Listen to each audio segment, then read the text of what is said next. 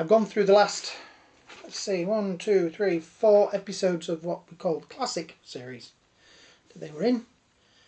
So today we're going to be looking at Revenge of the Cybermen, Earthshock, Attack of the Cybermen, and Silver Nemesis. There is some good, there is some bad, and there's some damn ugly. And we're going to start with Revenge of the Cybermen. Now, the Cybermen appeared last in the Patrick Troughton era. They never appeared. John Pertwee never met the Cybermen. They appeared in, I think, Carnival of Monsters on a monitor, and I think in another one they mentioned them on a screen, but that was it. I don't know why. Seems strange. I would love to have seen a story with him and the Cybermen, because he was a very technically minded sort of doctor, and yeah. But anyway, so yeah, we waited a very long time, and in the first season of Tom Baker's, we had, it's kind of weird because they did 3 stories in a row. Now you've got to remember, when I say stories, it's not like nowadays where we have 1 story, 2 stories, 3. It's 6-parters. I mean, this is a 4-part, I think. Yeah, 4 parts. So there was quite a gap between these. And the first we did Robot, and he did Ark in Space. And at the end of that, the Time Lords sort of send him on a mission. And that is Genesis of the Daleks. So he leaves the Nerva Beacon in that one, does Genesis of the Dalek, which is a great story.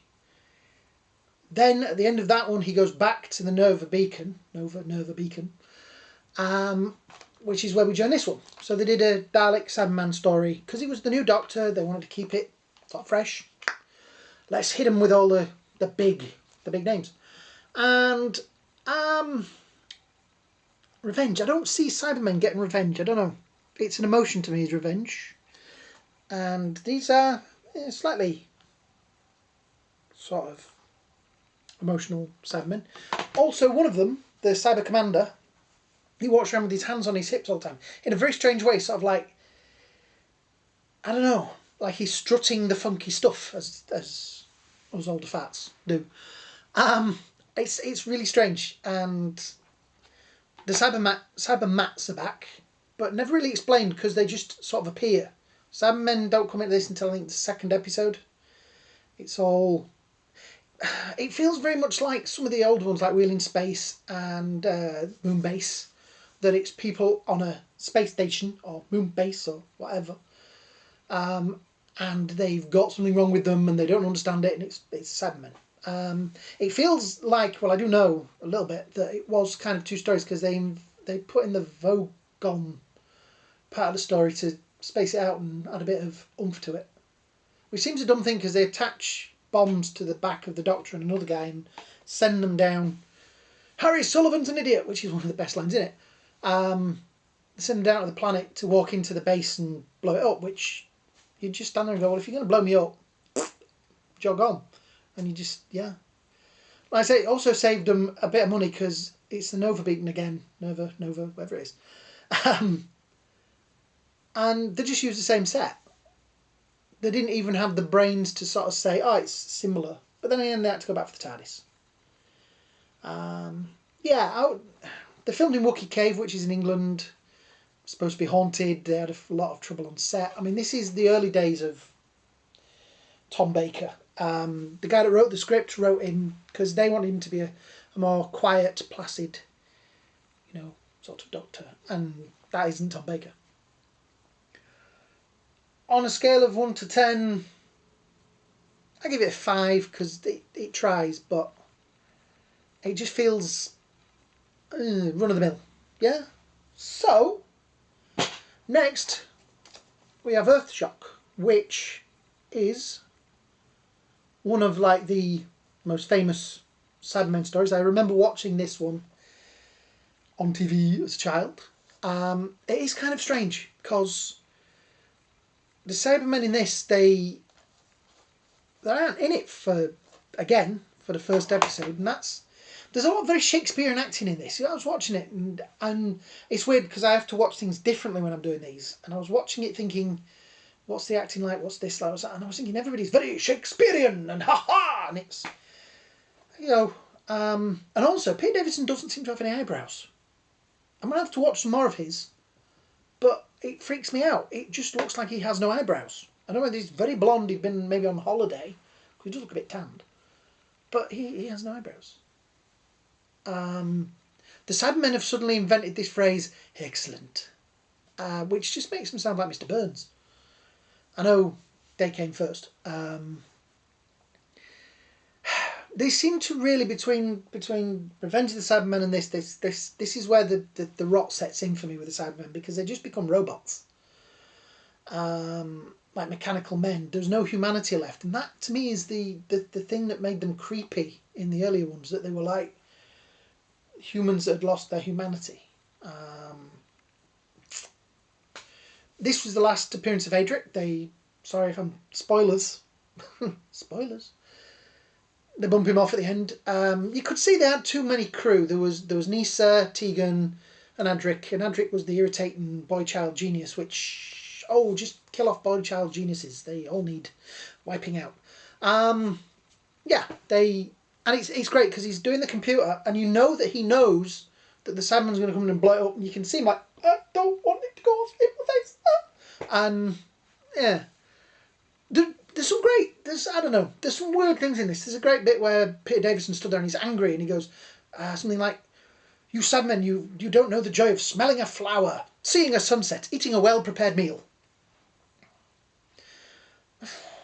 I can now see the Cybermen sitting down to like, roast chicken. Why have we never done this before? Indeed. Excellent. I don't know. It's an odd one. A lot of people like it. Peter Davison says it's his favourite story ever, but I don't know. It's got Beryl Reid in it as a commander of a spaceship, which is... I don't know if everybody knows Google Beryl Reid, but she was like the nice auntie next door kind of character in most things. So, yeah. And like I say, a lot of overacting. Getting them more violent as well. The Doctor does kill a Cyberman. He does shoot the Cyberman at the end of it, which, yeah, does seem... And plus, from Revenge of the Cybermen to this, we now have, and I should have mentioned this in that one, this stupid thing with the gold. All of a sudden, Cybermen rub gold in their chest units and they die. And they had to create a way to beat them, I suppose, but that's the best they could do. Yeah. So next, we have Attack of the Cybermen. Now this was Colin Baker's second story. They did a weird thing because Peter Davison regenerated. They did Twin Dilemma. That episode, which is terrible. And so they needed something to vomit up, and they did this. John Nathan Turner, who was in charge at the time, you think, what's his name that's just gone was bad. He made it so the TARDIS he'd fix the chameleon circuit, and it was really just done to up the rating so people would watch it, I think. It's got Perry in it, which is nice, for the dads. There's some great bits in it. There's a weird bit, the Doctor says something about, there's a line about, because there's a character called Leighton who'd appeared in the last Dalek one with Peter Davison as like a bad guy, and he remains like a similar character in this. He is the same character. And the Doctor says a line about he's the kind of guy that shoots his mother to keep his gun... Shoots his mother to keep his trigger finger supple. And nobody mentions it. I think it's a great line. It's weird, but it's a great line. I swear sometimes the writers of this just wrote stuff in there and say, see if we get away with that. See if somebody will say it. They said it. It's also got Sarah Green in it, is it? As one of the... Sarah Green, who was a kids' TV presenter, as one of the aliens in it. The weirdest aliens ever. There's a lot of violence in this. There's a piece where Leighton has his hands crushed by the Cybermen, which in modern terms is probably quite tame, but back then Mary Whitehouse was straight out there with her handbag. I don't know. Okay, Earthshock.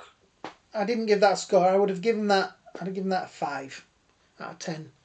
This I give a 6. There's some clever bits in there. The first episode, because it's like a two-part, they made them 45 minutes for this season. The first bit's not so bad. Second bit, eh. Like a lot of these, there's a good story in there somewhere. They just needed to polish it up. So, finally, we are on to Silver Nemesis. Just give me a Silver Nemesis. Sorry, the camera goes into sleep mode after 15 minutes, so I've got to stop it, start again. Again, remember watching this on TV around my mate's house while him and his girlfriend made out. This was more interesting. I'd rather watch this than, yeah. Again, the Cybermen, same guys doing the Cybermen for the last two, well, this one. Again, they're emotional. They have a lot more Cybermen in this. They've now painted them with a very shiny silver for the bodywork.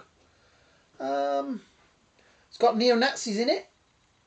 The guy that's in charge of the neo-Nazis, the Nazis, you don't get to say that often in YouTube videos, do you? He only did the job, he was quite a well-known actor, he only did the job because he wanted to come and watch Wimbledon. And apparently he said, oh, I am playing the usual bad guy German, yada yada. So, yeah, it was a bit... It's got the Queen in it. They tried to get the royals involved, they weren't interested. So they just got a lucky likey for the Queen. It's supposed to be Windsor Castle, but it's some other castle somewhere else. Again, I like the way the Doctor... I like Sylvester McCoy's Doctor for the mystery side of it, which there's a lot of that in this. He's always involved in something, and yeah, which I think is brilliant, and I do like that. And I think Sylvester McCoy's Doctor and Ace were a great combination. It's just a shame, again, they weren't in some better stories. But yeah, another 6, I think. The guy, if you watch it, there's no guy at the beginning. Don't ask me what his name is because I can't remember. But he was one of the original candidates for playing the first Doctor, the William Hartnell. It was him and William Hartnell, and they picked William Hartnell. Yeah, so they weren't so bad. Let's see if there's any useless facts. Oh, there's a good one for you. In Revenge of the Cybermen, there is a communication device, little thing, secret, hidden in like a hairbrush. And this is famous for being in Live and Let Die. And Roger Moore took it in and actually gave it to the special effects people. And I think they gave him 2 and 6 for it. And yeah, that was Roger Moore's prop from the film. He kept the prop at the end of the film and gave it to the BBC. And they used it in that episode of Doctor Who. So yeah, my take on the Cybermen. I love the earlier ones. The black and white ones were brilliant. I really enjoyed those. Getting through them was easy. These ones, I have to admit, I've struggled a bit. There's some problems with pacing. There's a lot of overacting. The Cybermen just seem to be... There only seems to be 2 sides of Cybermen. The very talkative ones are the ones that just stand at the back and look grumpy. I have to admit, I did like the Colin Baker one more than I thought. I do like his Doctor in the Big Finish books. He's not in that version, but yeah. So there you go. That's me finished with the Cybermen. I hope you've enjoyed it. I hope you've liked it. If you do, give me a like, thumbs up. If you don't, give me a thumbs down.